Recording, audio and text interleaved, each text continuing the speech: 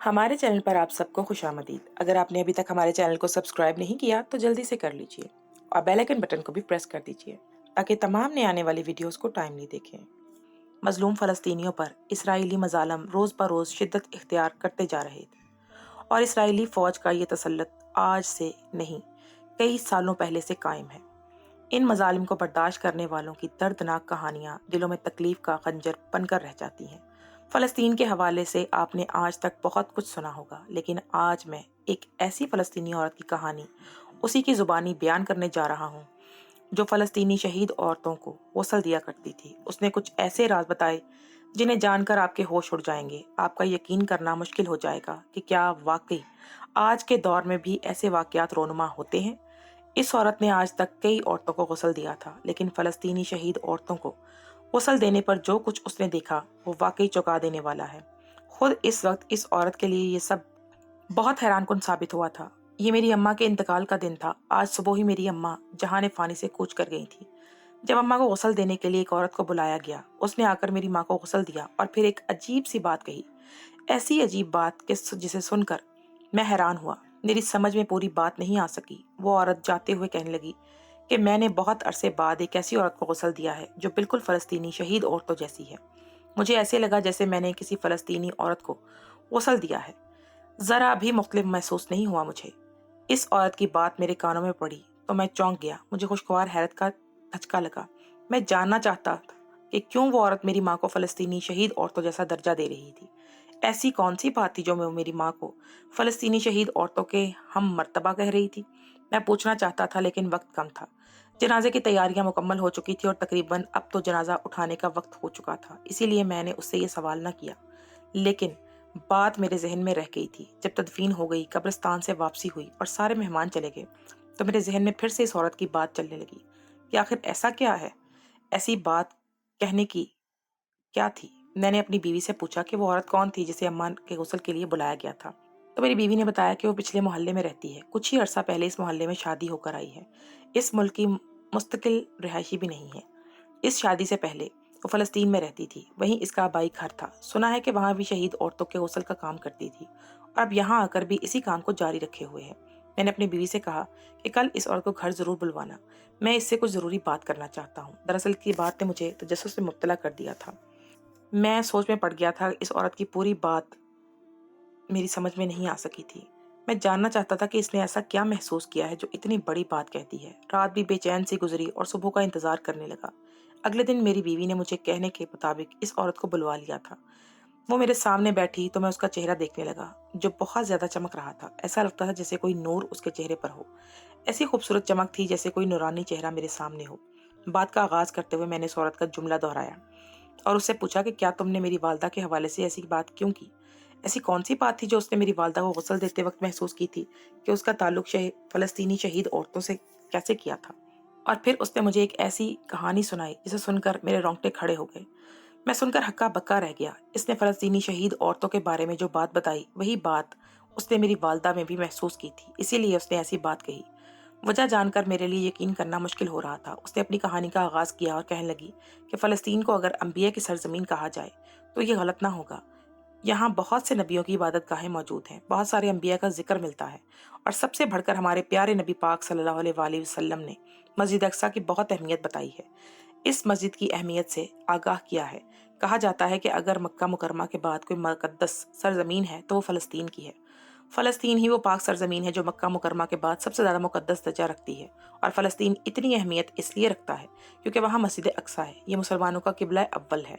मस्जिद अक्सा भी मुसलमानों की एक अहम और कीमती मिरास है, क्योंकि हमारे प्यारे नबी पाक सल्लल्लाहु अलैहि वसल्लम के वाक़या मिराज की याद भी इसी मस्जिद से वाबस्ता है और अंबिया की अमामत भी यहीं पर करवाई गई।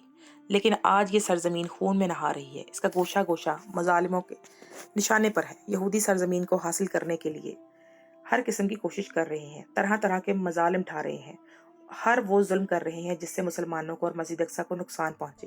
लेकिन अल्लाह ने मस्जिद अक्सा की हिफाजत के लिए अपने ऐसे पाक बंदों के हाथ में दी है कि यहूदियों की चाल हर वो नाकाम बना देते हैं और हर बार यहूदी मुंह की शिकस्त खाते हैं। हर बार पहले से भी ज्यादा बुरी शिकस्त का सामना करते हैं। इस वक्त भी कुछ ऐसी ही सूरत हाल है। इंसानियत सोज मनाजर देखने को मिल रहे हैं। गजा पर होने वाली बमबारी से हर कोई वाकिफ है, हर कोई जानता है कि वो कितनी वहशियाना बमबारी की जा रही है। अस्पतालों तक को निशाना बनाया जा रहा है, लेकिन फ़लस्तीनियों ने अपने हौसलों से इनके हर हमले को ना सिर्फ नाकाम बनाया है, बल्कि बर्दाश्त करने के बावजूद भी हिम्मत नहीं हारी है। बातिल के आगे घुटने टेकने से इनकार कर दिया है। वो अब भी बातिल के खिलाफ डट कर खड़े हैं और मस्जिद अक्सा की हिफाजत के लिए जानों के नजराने पेश कर रहे हैं। ऐसे में रोजाना कई फ़लस्तीनी अपनी जान से हाथ धो बैठते हैं और शहादत के रुतबे पर फायज होते हैं। इस मुकद्दस ज़मीन की हिफाजत के लिए अपने खानदान कुर्बान कर रहे हैं। हर कोई बढ़ चढ़कर इस जिहाद में हिस्सा ले रहा है।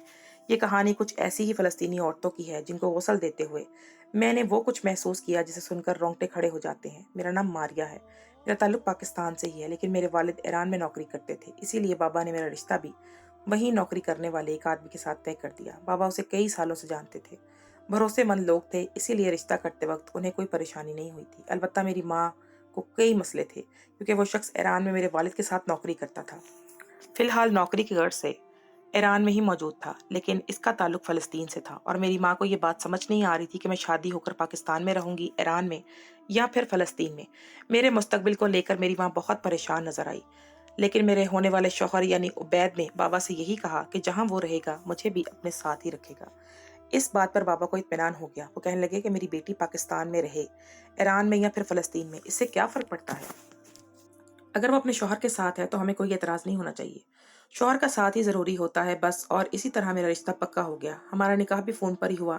फ़ोन पर मेरा और उबैद का निकाह पढ़ाया गया था और फिर कागज़ी कार्रवाई शुरू कर दी गई थी। रुखसती से पहले तक मैं अपनी वालदा के साथ औरतों को गौसल देने का काम करती थी और हम ये काम फ़ी सबीलिल्लाह किया करते थे। इसकी कोई उजरत वगैरह नहीं लिया करते थे। मोहल्ले में जब भी किसी औरत का इंतकाल होता तो लोग हमारे ही दरवाजे पर आया करते थे। मैं और मेरी वालदा जाकर मैयत के गौसल का इंतज़ाम करते, गौसल देते और फिर किसी उजरत के बगैर ये काम कर आते। लेकिन शादी के बाद जब मैं ईरान पहुंची तो मैंने ये काम तर्क कर दिया और सिर्फ घर की होकर रह गई। मैंने खुद को घर के कामों में ही मसरूफ कर लिया था। वो शख्स जिससे मेरी शादी हुई थी उसका नाम उबैद था और वो एक फ़लस्तीनी नौजवान था, वहीं का रहने वाला था। उसके सभी घर वाले फ़लस्तीनी बाशिंदे थे। उबैद वाकई बहुत मेहनत करने वाला और दीनदार शख्स था। उसका किरदार लायक तहसीन था। मुझे अपने वालिद पर फ़ख्र था कि उन्होंने मेरे लिए एक बहुत ही बेहतरीन जीवन साथी का इंतखाब किया था, जो दीनदार भी था और औरत की इज्जत करना भी जानता था। उबैद ने मुझे कभी किसी चीज़ की कमी ना होने दी थी। वो मुझे बहुत खुश रखते थे। 2 सालों में हमारी औलाद ना हो सकी, लेकिन उसके बावजूद भी कभी उबैद ने ऐसी कोई बात ना की जिससे मेरी दिल आज़ारी हो। कभी गिला ना किया कि मुझे औलाद की खुशी नहीं दी। शादी के 2 साल तक हम तो ईरान में ही रहे, लेकिन फिर एक दिन उबैद के घर से खबर आई कि फ़लस्तीन में उसके दोनों भाई शहीद हो गए हैं और उसके बूढ़े माँ बाप तनहा रह गए हैं। ये खबर सुनकर उबैद आप दीदा हो गए थे। गम के मारे उनकी आंखें भीग गई थी, लेकिन उन्होंने अल्लाह का शुक्र अदा किया था कि उनके दोनों भाई शहादत के रुतबे पर फायज हुए हैं और शहीद होना खुश नसीब होने की अलामत है। उबैद का सब्र देखकर मैं हैरान रह गई। उस शख्स का सब्र बड़े कमाल दर्जे का था। 2 भाइयों के इंतकाल की खबर सुनकर भी उन्होंने अल्लाह से कोई शिकवा नहीं किया था और ना ही कोई बैन डाला था। कोई ऐसी बात मुंह से ना निकाली जिससे अल्लाह नाराज होता। 2 नफल नमाज की अदायगी करने के बाद उबैद ने मुझे कहा कि अपना सामान बांधो और अब हम यहाँ नहीं रह सकते, हमें फ़लस्तीन से जाना है। माँ बाप तनहा है, इन्हें इस तरह अकेले नहीं छोड़ सकता। मैंने फ़लस्तीन का नाम सुन रखा था। मैं जानती थी कि वहाँ के हालात ठीक नहीं रहते। माहौल में हमेशा कशीदगी छाई रहती है। बचपन से आज तक मैंने खबरों में यही सुना था कि फ़लस्तीन में इसराइली फ़ौज लोगों को बहुत परेशान करती है और बेवजह हमले भी करते रहते हैं। वहाँ ये बच्चे महफूज नहीं हैं, ना औरतें, ना जी रूह, कोई भी वहाँ महफूज नहीं है। इसीलिए मैं बहुत ज़्यादा घबरा रही थी और फिर मेरे शौहर के दोनों भाइयों की मौत की खबर ने भी मुझे मज़ीद परेशान कर दिया था। मैं हालात से डर गई थी। वाकई वहाँ के हालात ख़राब होंगे, तभी तो लोगों को इस तरह शहीद किया जा रहा था। मैंने अपने शौहर से कहा कि आप मुझे पाकिस्तान भिजवा दें और ख़ुद फ़लस्तीन चले जाएं। मैं पाकिस्तान जाकर रहना चाहती हूँ। जब आप लौट कर आएंगे ईरान, तो मैं भी आपके पास आकर रह जाऊंगी। मेरी बात सुनकर उबैद ने अजीब सी नज़रों से मुझे देखा और कहने लगे, अब मैं कभी ईरान वापस नहीं आऊँगा। मेरा घर फ़लस्तीन में ही है। मैंने तो बताया तो है कि मेरे वालिदैन वहाँ अकेले रह गए हैं। इन्हें मेरी ज़रूरत है। फ़लस्तीन में मेरी सरज़मीन है। जब तक मेरे भाई वहाँ थे मुझे माँ बाप की फ़िक्र नहीं थी, मगर अब तन्हा छोड़ना मुमकिन नहीं है। वैसे भी वो 2 जवान बेटों की मौत का गम झेल रहे हैं। इनको इन हालात में संभालना है। मुझे अगर तुम्हें चलना है मेरे साथ तो चलो। अगर तुम मौत से डर के पाकिस्तान वापस जाना चाहती हो तो याद रखना कि मौत तो मुकर्रर वक्त पर ही आनी है, चाहे फिर फ़लस्तीन हो या पाकिस्तान। मौत बरहक है, ये कभी नहीं टलती। अपने शौहर की बात सुनकर मैं सोच में पड़ गई। ये बात 100 आने दुरुस्त थी कि अगर मौत आनी है तो फिर हर जगह आ सकती है, कोई फ़र्क नहीं पड़ना था किसी जगह पर। बल्कि कुदरत खुद इंसान को इस जगह पहुंचाती है जहां उसकी मौत आनी होती है, तो फिर डर कैसा। मेरे वालिद अक्सर मुझे हज़रत सुलेमान अलैहिस्सलाम के दरबार का वो वाक़या भी सुनाते थे। जब एक शख्स को पता चला कि उसकी मौत का वक़्त आ गया है, तो उसने हज़रत सुलेमान अलैहिस्सलाम से कहा कि मुझे किसी दूर-दराज़ मुकाम पर पहुँचा दें, क्योंकि मैं यहाँ मरना नहीं चाहता। मौत के खौफ़ से वो छुपता फिरता था। उसकी बात सुनकर हज़रत सुलेमान अलैहिस्सलाम ने उसे दूर-दराज़ के मुकाम पर पहुँचा दिया, क्योंकि हज़रत सुलेमान अलैहिस्सलाम वो नबी थे कि हवाओं पे भी जिनके ताबे हुआ करती थी, उनके हुक्म पर अमल पैरा होती थी। जब वो शख्स दूर दराज मुकाम पर पहुंच गया तो मलकुल मौत ने हज़रत सुलेमान अलैहिस्सलाम से कहा कि मैं यही सोच रहा था कि मुझे इस शख्स की रूह इस दूसरे इलाके से कब्ज़ करने का हुक्म है, लेकिन ये तो इस वक्त यहाँ मौजूद है। फिर मैं इसकी रूह वहां से कैसे कब्ज़ करूंगा? और देखें, वो शख्स खुद ही उस जगह पहुंच गया है। अब इसकी रूह कब्ज़ करना मुमकिन हो सकेगा। यानी इंसान की किस्मत और अल्लाह की कुदरत इंसान को उस जगह पहुंचा देती है जहां उसकी मौत लिखी होती है। या यूं कहना भी गलत नहीं होगा कि इंसान खुद चलकर उस जगह पहुंच जाता है जहां उसकी मौत आनी होती है।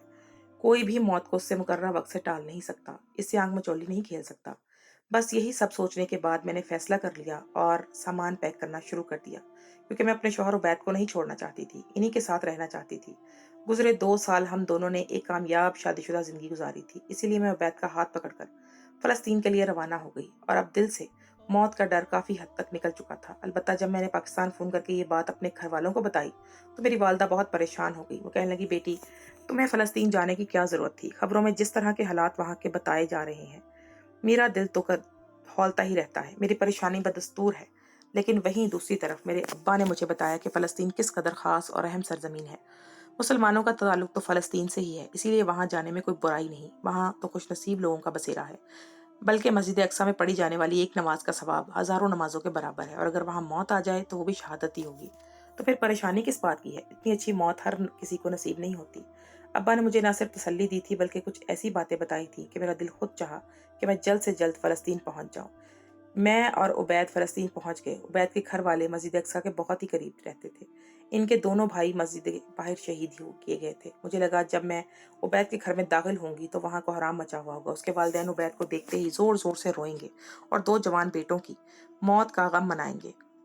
रो रो कर खुद को हलकान करेंगे। लेकिन अंदर दाखिल होने के बाद मैं हैरान रह गई। उबैद के वालिद और वालदा उबैद के गले तो लगे थे, लेकिन ना ही उन्होंने कोई रोना धोना किया था और ना ही जवान बेटों की मौत पर कोहराम डाला था। ऐसा कुछ भी देखने को ना मिला था। बल्कि उबैद की माँ के जुमले सुनकर तो मैं हैरान रह गई थी। वो उबैद से कह रही थी कि मेरे दोनों बेटे अल्लाह की राह में शहीद हुए हैं और मैं चाहती हूँ कि तुम भी ऐसी ही शहादत हासिल करो, बुलंद रुतबा पाओ। ये अल्फाज थे जिन्होंने मुझे लर्जा कर रख दिया था। एक माँ अपने 2 जवान बेटों की मौत के बाद तीसरे बेटे की भी शहादत की दुआ मांग रही थी। इसको दीन की खातिर अपनी जान कुर्बान करने के लिए तैयार कर रही थी। मैंने अपनी जिंदगी में कभी किसी के मुंह से इस तरह की बात नहीं सुनी थी। किसी माँ का इतना जिगर नहीं देखा था कि वो अपने 2 बेटों के बाद अपने अगले बेटे को भी शहीद करने के लिए राजी हो। मैं हक्का बक्का इन्हें देखने लगी। बहुत आली हौसला औरत थी। उबैद ने मुझे अपने बाप से मिलवाया। वो दोनों ही मुझसे मिलकर खुश हुए और फिर हम लोगों ने फलस्तीन में ही अपनी जिंदगी शुरू कर दी। उबैद ने वही काम ढूंढा और जिंदगी बसर होने लगी। फलस्तीन के हालात वाकई खराब थे। इसराइली फौज हर वक्त ताक में रहती कि किस तरह मस्जिद अक्सा में दाखिल हो और नमाजियों को परेशान करे। यहाँ रहते हुए मुझे एहसास हुआ था कि हमारे फलस्तीनी भाई किस कदर अजियत से दो चार थे, कितनी तकलीफें उठा रहे थे। यहाँ मौत और जिंदगी का कुछ पता नहीं था। कभी किसी जगह मिसाइल दागा जाता तो कभी किसी जगह। रिहायशी आबादियों को भी ना बख्शा गया था।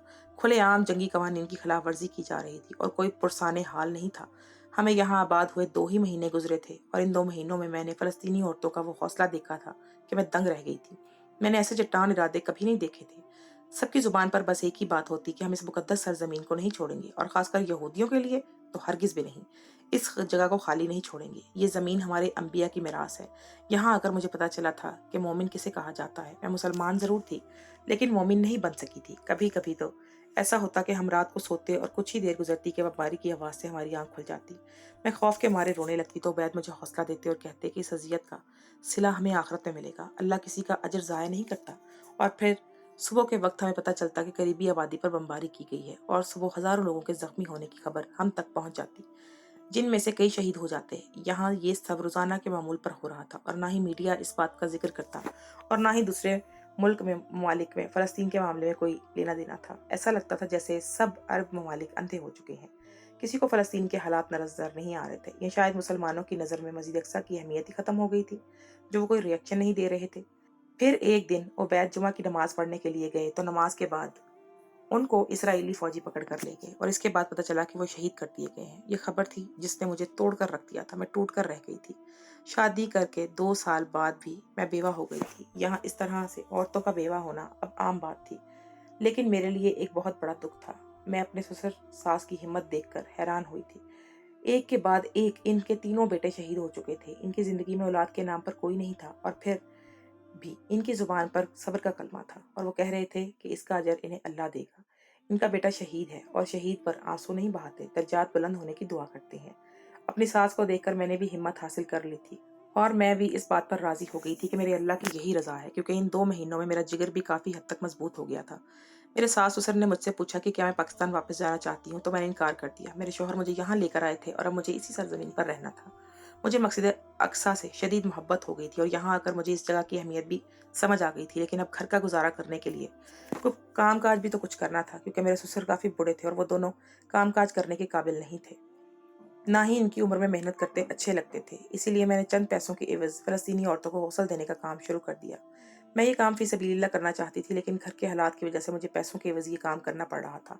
रोज़ाना कई फ़लस्तीनी औरतें शहीद होने लगी थी और इन सबको गौसल देने के लिए भी ज़्यादा लोगों की ज़रूरत थी। इसीलिए मुझे ये काम आसानी से मिल गया था और मैंने जब इन शहीद औरतों को गौसल देना शुरू किया तो हर गुजरते दिन के साथ मैं हैरान होती चली गई। मैंने इन औरतों को गौसल देते हुए कुछ ऐसी चीज़ें देखी जिन्हें बयान करते हुए भी मैं काम चाहती हूँ। मैं हैरान परेशान रह जाती थी। जब मैंने घर से बाहर निकलना शुरू किया तो पहले तो मैं फ़लस्तीनी औरतों को देखकर ही हैरान रह गई थी कि वो सब हर वक्त हिजाब में नजर आती थी। जहाँ कहीं कोई औरत फारिग बैठी होती तो उसके हाथ में कुरान पाक होता और वो तिलावत करती रहती। यहाँ का पूरा माहौल ऐसा था जैसे कोई मदरसा हो, क्योंकि पाकिस्तान में तो मैंने बहुत आज़ाद माहौल देखा था। अब तो औरतें दुपट्टे के बगैर हो गई थी, बेनियाज थी दुपट्टे से। लेकिन यहाँ की औरतें बिल्कुल अलग ही थी। ऐसा लगता था जैसे जन्नत की हूरें हों। कलमे के लिए हर कोई अपनी जान लुटाने को तैयार नजर आता था। औरतें और मर्द तो अलग बात थी, यहाँ का हर बच्चा भी मुजाहिद था। रोजाना कितनी ही माएँ अपने जवान बेटों की लाशें उठाती थी और कितने ही बच्चे अपने माँ बाप से महरूम हो जाते थे, लेकिन फिर भी किसी की जुबान पर कोई शिकवा नहीं आता था।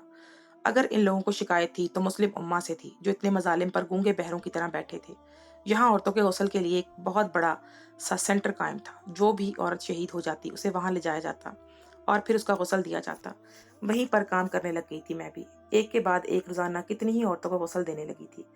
लेकिन एक अजीब बात थी, जो जो भी शहीद औरत को गौसल के लिए लाई जाती उसका हाल आम औरतों से जैसा ना होता। वो आम औरतों जिनका गौसल मैं पाकिस्तान में दिया करती थी वैसा नहीं हुआ करता था। यहाँ मैं ये बात भी बताती चलूँ कि गौसल देने वाली औरतें जो सालों से यही काम कर रही होती हैं, उन्हें मैयत के हवाले से बहुत सी चीज़ों का एहसास भी हो जाता है। कुछ मैयतें गौसल देते हुए बहुत भारी होती हैं तो कुछ रुई के गालों की जैसी हल्की फुल्की। यकीन से तो नहीं कहा जा सकता, लेकिन शायद ये इस औरत के अमालों की बदौलत होता है। कुछ का चेहरा इंतकाल के बाद बिल्कुल स्याह पड़ जाता है तो कुछ का इस कदर रोशन होता है कि ऐसा लगता है जैसे 14वीं का चांद हो। और जब यहाँ की शहीद औरतों को मैंने गौसल देना शुरू किया तो हर शहीद औरत का चेहरा 14वीं के चांद की तरह चमकता हुआ दिखाई देता था। वजूद से कितना ही खून क्यों ना बह जाता हो, उसके बावजूद उनके चेहरे की रंगत गुलाबी ही नजर आती। चेहरे की ताजगी मानना पड़ती थी। बज़ाहिर लंबी चौड़ी नजर आने वाली औरतें रुई के गालों जैसी हल्की हो जाया करती थीं। इनके होंठों पर भी सुर्खी रहती। कई दफा तो मुझे ऐसा गुमान हुआ कि जैसे जिस शहीद औरत को मैं गुसल दे रही हूँ वो जिंदा हो। मैंने आवाज देकर लोगों को जमा किया। डॉक्टर ने इन्हें आकर चेक किया और कहने लगे नहीं, इनका इंतकाल हो चुका है। और मैं ये सुनकर हैरान रह गई, क्योंकि ऐसा लगता था कि जैसे वो औरत जिंदा हो। यकीनन शहीद जिंदा के बराबर ही है। अल्लाह का फरमान हक है, इन्हें मुर्दा ना कहो, बल्कि वो तो जिंदा है। मैंने एक के बाद 100 से ज्यादा शहीद औरतों को गुसल दिया था और तकरीबन सभी को ऐसा पाया था। और मैं हैरान थी कि यहाँ की सब औरतें ही बिल्कुल पाक हालत में इंतकाल करती थी। मुझे यहाँ अपने शौहर के इंतकाल के बाद इतने ही महीने गुजर गए थे कि मेरी इद्दत मुकम्मल हो गई थी और फिर मेरे ससुर का मुझे बताया कि मेरा वीज़ा ख़त्म हो चुका है और अब वापस जाना होगा। ये सुनकर मेरा दिल बहुत दुखी हुआ, क्योंकि मैं अब इस सरजमीन को छोड़ना नहीं चाहती थी। मेरा दिल भी मजबूत हो चुका था। मैं यहीं रहकर इन फ़लस्तीनी औरतों की खिदमत करना चाहती थी जो क़िबला अव्वल के मुहाफ़िज़ बने हुए हैं। लेकिन कानूनी तकाज़ों के तहत मुझे फ़लस्तीन छोड़ना पड़ा और मैं पाकिस्तान वापस आ गई। यहाँ आने के बाद मेरा दिल नहीं लगा। मैं हर वक्त बेताब रहती। उबैद की याद मुझे सताती रहती और मैं सोचती कि काश मैं किसी तरह वापस फ़लस्तीन पहुंच जाऊं, वहीं रहूं। मेरे वालिदैन मेरी ऐसी हालत देखकर बहुत ज़्यादा परेशान थे और फिर उन्होंने ज़बरदस्ती मेरी दूसरी शादी करा दी। मैं गुस्ल देने का काम जारी रखा, लेकिन अब क्योंकि मुझे पैसों की ज़रूरत नहीं थी, इसीलिए मैं ये काम फ़ी सबीलिल्लाह शुरू कर चुकी थी।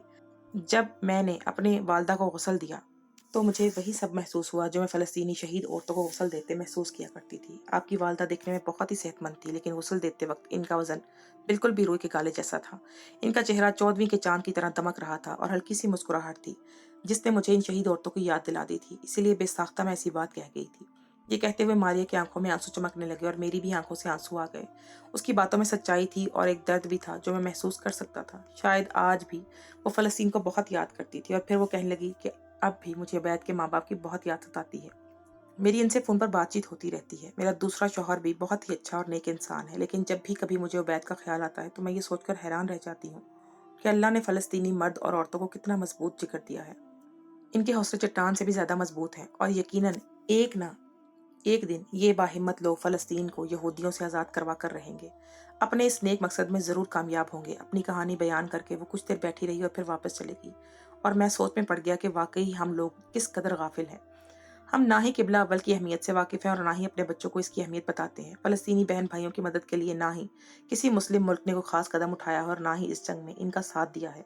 मैंने दिल से दुआ की कि अल्लाह फ़लस्तीन के हालात को ठीक कर दे और वो लोग भी हमारी जैसी एक आज़ाद ज़िंदगी गुजार सकें।